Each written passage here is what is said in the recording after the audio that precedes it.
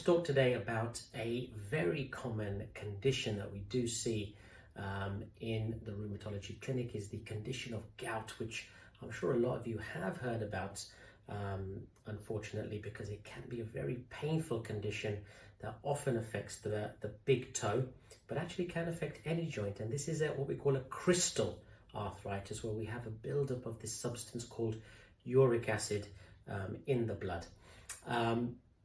Now, what causes gout? That's always the common question that is asked.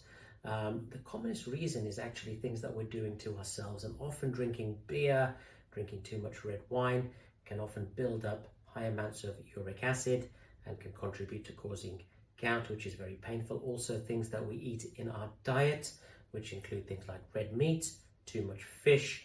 These substances have what we call high purines, and they will build up your urate level as well and contribute to having gout.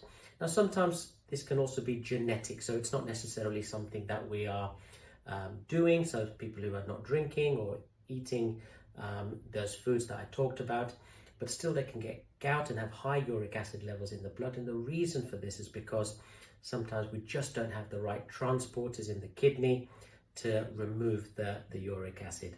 So it is certainly a condition that we do see a lot of. Nearly 1 in 40 people actually do suffer gout, so it's actually very, very common. And when the condition does come on, it is very, very painful, but it does often respond to anti-inflammatories such as ibuprofen or Nurofen or naproxen.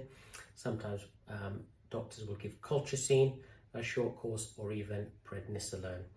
Now, in the longer term regarding gout, we like to keep this away. And what I will do for yourself is do a full assessment. I will do a full set of blood tests, checking everything, making sure there's no other form of arthritis, such as rheumatoid arthritis. So we'll check some antibodies, we'll check the urate level. And then if you are struggling with gout, an attack that's coming on a regular basis, despite doing the first things, which are lifestyle measures, so controlling the diet, minimizing alcohol intake, especially of beers and red wine.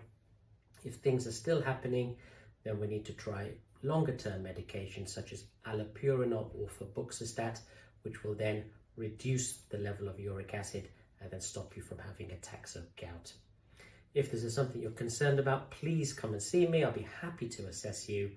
And I've got plenty of information as well on the website as well regarding this.